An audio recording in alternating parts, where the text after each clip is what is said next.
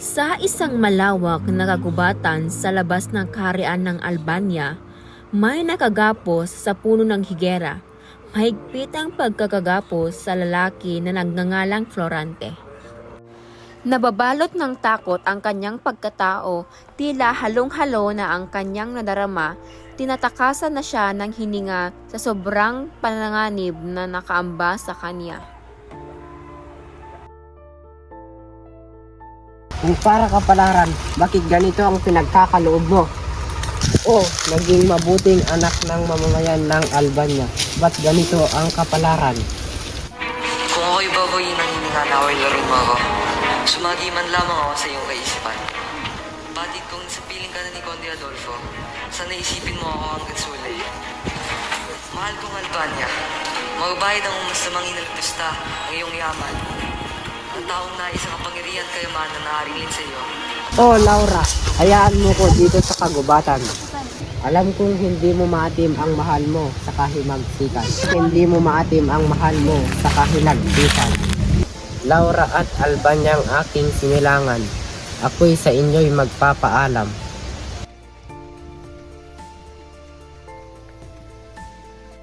May isang Persya ng Moro na napadako sa kinalalagyan ni Florante. Ito ay si Aladdin, anak ni Sultan Ali Adab. Narinig lahat ni Aladdin ng palaghoy ni Florante. O isang sawing palad, anong kapalaran na tatamasa?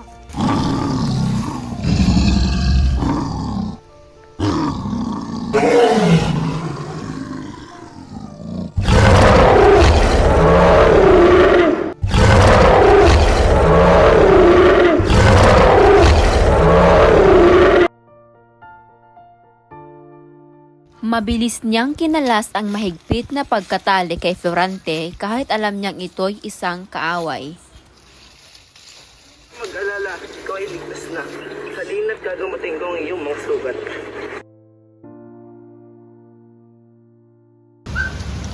Ikaw ba yan? O isang Moro, isang kaaway, bakit niligtas mo ko sa bingit ng kamatayan? Dahil walang kaaway sa panahon kagaya nito. Ako pala si Aladdin.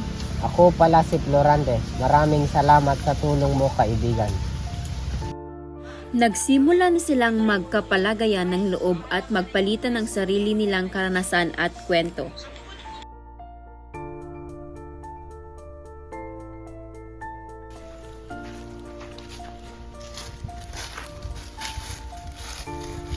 Ipinanganak ako sa bahay ng Albania, kung saan si Lindsay ang aking amang nanirahan.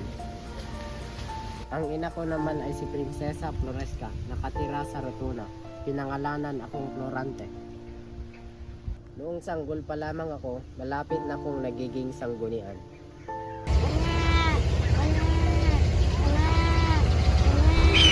Anak! Isang mabangis na mitre! Ginang Floresca, ipagpaumanhin niyo po, hindi ko po napansin agad ang witre. Hindi mo pa kailangan humingi ng pagpaumanhin. Maraming salamat dahil niligtas mo ang aking anak sa bingit ng kamatayan. Halika't magtungo tayo sa silid ng kanyang ama.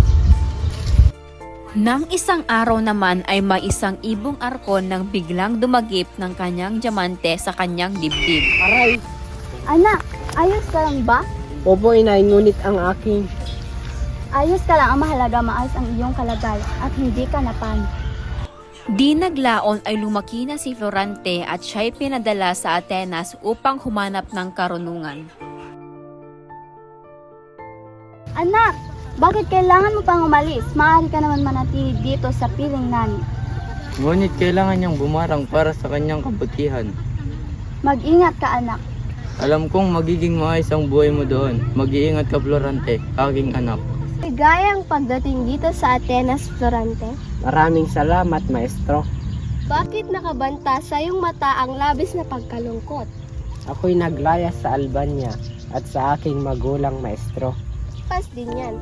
Halika't ipapasyal kita sa ating teritoryo. 6 na taon ang kanyang nilagi sa Atenas at sa loob nito ay natuto siya ng filosofiya, astrolohiya at matematika. Dahil sa angking galing ni Florante ay di siya nahirapan na manguna sa klase, dinaig niya maging si Adolfo. Isang araw ay nagkaroon sila ng dula-dulaan. Ang mga agaw, lahat na lang napasa iyo. Ngunit ano ang aking nagawang di maganda sa iyo? Ang tangi kong hangarin ay mag-uwi ng karangalan sa aking bayan. Karangalan sa ating bayan, napasa iyo na lahat ng atensyon. Nais mo pang gawin pati karangalan? Hindi maaari. Dapat ka nang mamatay. Ano nangyari sa'yo, Adolfo? Kumalma ka. Bakit ka nagkakaganyan? Ano nangyari sa'yo? Dolfo, isa itong kadala-dalaan, hindi ka tanggap-tanggap. Isa itong malaking kamalian, at hindi ko ito hayaan. Nais kong bumalik ka sa Albania para mamuhay ng dakila at payapa. Naiwan sa Atenas si Florante, mag-iisang taon na siya dito nang makatanggap siya ng Isang mapagpalang po, isang liham galing kay Dr. Biseo ng Albania. Ayon sa sulat, sumakabilang buhay na ang kanyang ina.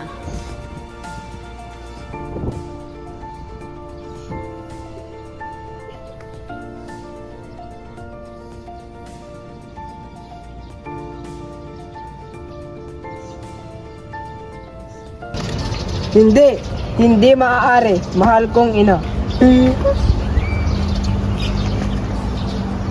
Nagpasya si Florante na umuwi sa Albania.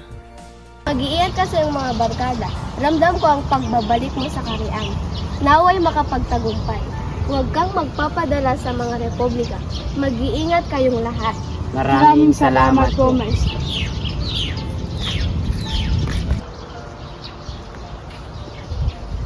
Ama, Nakarating ka ng maayos at ligtas. Noong di na ipinatawag ng Haring Linceo si Duque Biseo sapagkat ang kaharian ng Crotona ay sinasalakay ng hukbo ni General Haring Linceo, dinadala ko ang impersimonal. Kamusta sa Antanas? Matagal-tagal na panahon nung muli tayong nagkita-kita.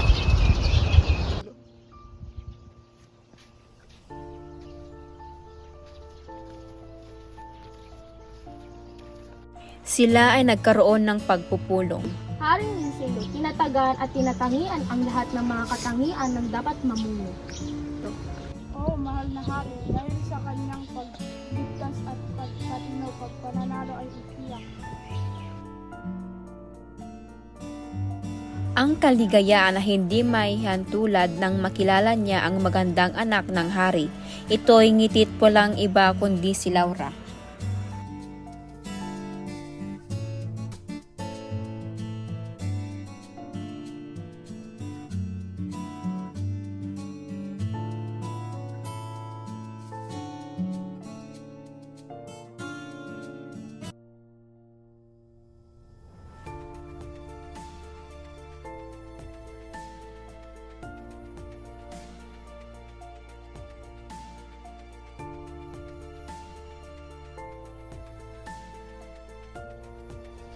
Halika lang. Siya pala si Florante. Ako nga pala si Laura. Sige, naiwan muna namin kayo. May asigasuhin lang kami.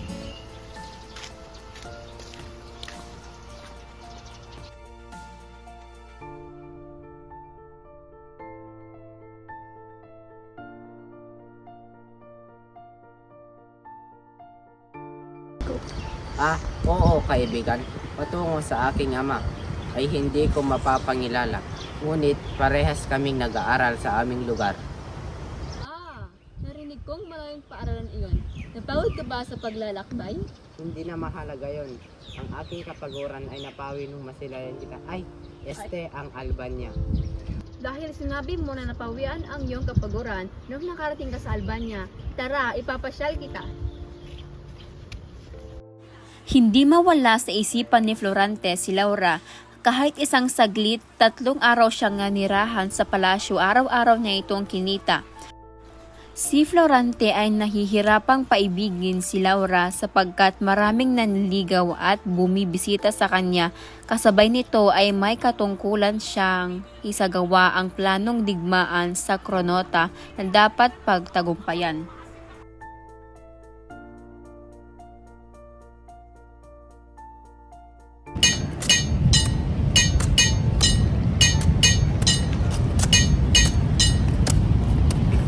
Laura, Magandang umaga, Florante. Ano ang may paglilingkod ko sa iyo? magandang umaga rin, Laura. May pagtatapat pala ako sa'yo. Ano yon? Laura, matagal ko na itong gustong sabihin sa'yo. Ang iyong kagandahan at kabutihan ay ating lubos na pinagpupusuan. Ako rin. May tadhana sa iyo, Florante. Sa iyo ang pang-araw-araw na pag-ensayo at pagdalaw sa akin. Ako rin ay napaibig sa iyo, Florante.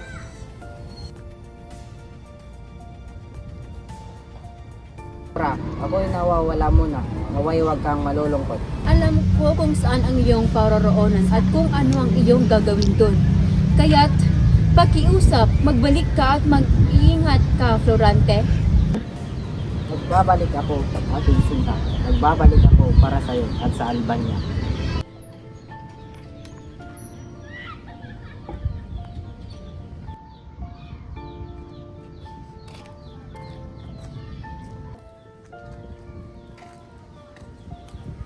Florante, huwag mo kong iwan. Nakita ni Florante ang bandila ng Moro na nakawagayway at nakasagupan nila ang hukbo ni General Osmalik. Isang matagumpay na laban ito kay Florante.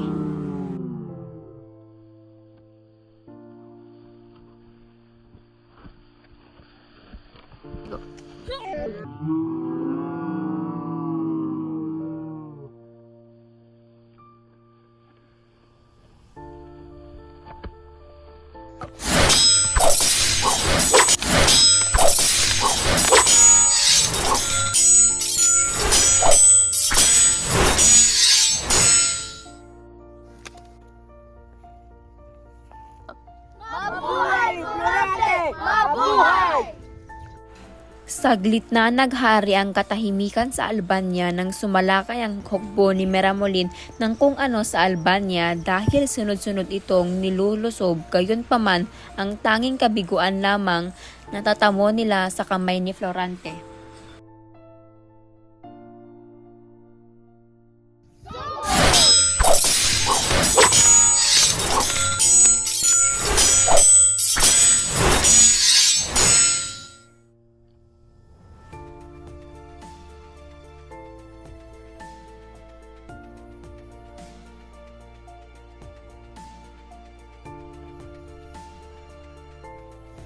Mabuhay, Florante!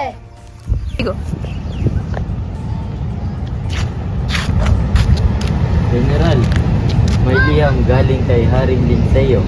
Salamat.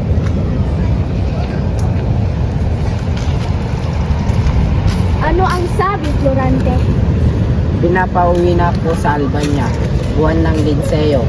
Mahal kong Menandro. Ako'y uuwi na. Aalis na ako. Nakapagtataka naman yata, bakit hindi pinasama ang mga hukbo? Nakarating na si Florante sa Albania, ngunit Anong ibig sabihin nito? Hindi nyo ba ako kilala? Iginalulungkot namin, General, sa nangyari sa iyong ama. Bitawan nyo ko mga lilo. Kundi Adolfo, anong ibig sabihin nito? Magandang araw, Florante General. Kamusta ang iyong kwarto? Maganda ba? Paano? Bakit nasa iyo ang sentro Kotona? Paano mo nagawa ito sa sarili mong bayan? Nasaan ang hari o aking ama? Florante, ha ha ha. Kawawa ka naman at hulog ka sa aking bitang. Alam mo naman na pinugutan ko lang ang ulo ang iyong ama at hari. Dahil hindi sila nararapat sa Albania, mga walang utak.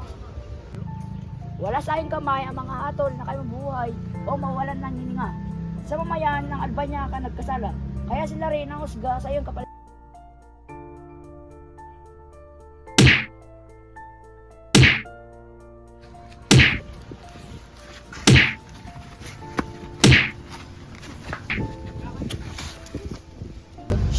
Pakawalan mo ko rito. Pinagpipirmahan ito ng mahal, Adolfo. Ngunit hindi ko lubos na naisip kung paano naging hari ang isang duwag.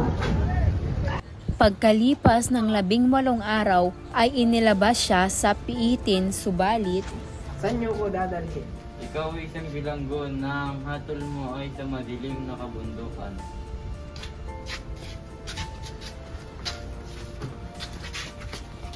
Ako naman ang magkwento sa aking buhay, Florante. Ako ay sa anak ni Sultan Ali Abad. Ako ay tumugon sa pwersa at ako'y iniwan ng aking hukbo na naging dahilan ng bilis na pagpapalo. Aladin, anong kahiyan ito? Nakatira muli si Florante sa ilalim ng pamuno. Isa kang pabayang pinuno sa ating hukbo. Pinapabayaan mo ito. Ma, sadyang malakas ang lalaking iyon, nagngangalang Florante. Ang kapalit nito ay kamatayan. Pugutan siya ng ulo.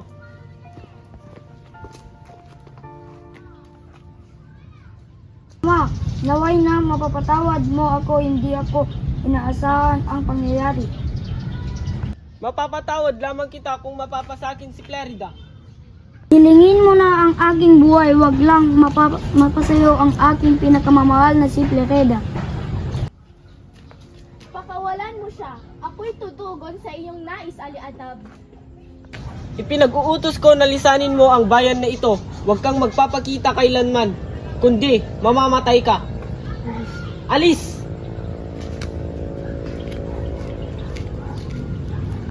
Ako nga pala si Clarida. Ako nga pala si Laura. Nais kong ibahagi ang aking kwento. Sige, makikinig ako. Sila ay nagkwekwentuhan hanggat sila ay nakadinig ng tinig ng babae. Ang aking kasintahan ay mamamatay. Ngunit wala akong magawa kundi mamili kung mahal niya o puso ko. Ipinapabuti ko na lamang na magpakasaya.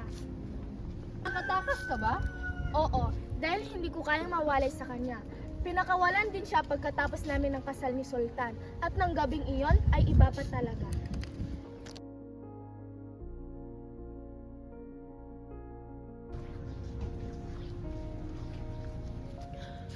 Laura, Dante!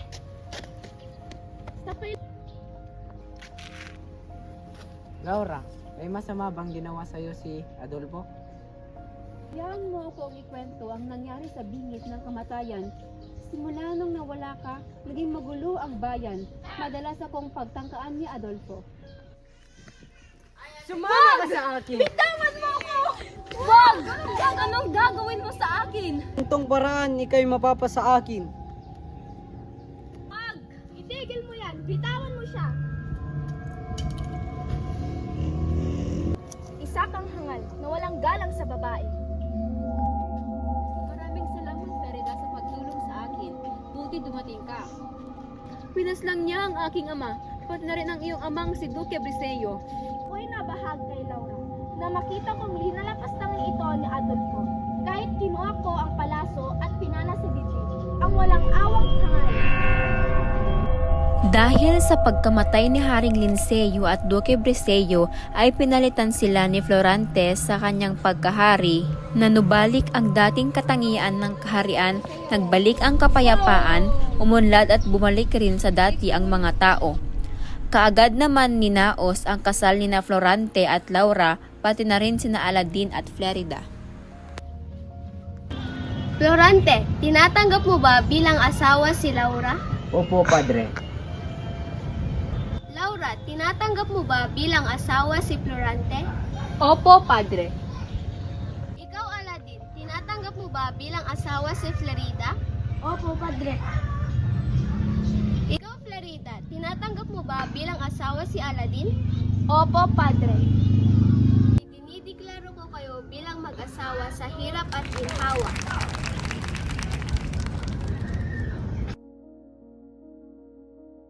Florante, ako'y panandalian munang magpapaalam sa iyo. May nagbalita sa akin na ang aking ama sumalang buhay na. Kailangan ko siyang puntahan sa kabila na ginawa niya sa akin. Mananatili ang mga kapatid siya. Ako ang papalit sa pwesto niya. Matagalan kami bago kami makabalik muli. Pangako ko na pupuntahan namin kayong mag-asawa. Paalam, kaibigan. Kayo'y mag-ingat hanggang sa muli, kaibigan.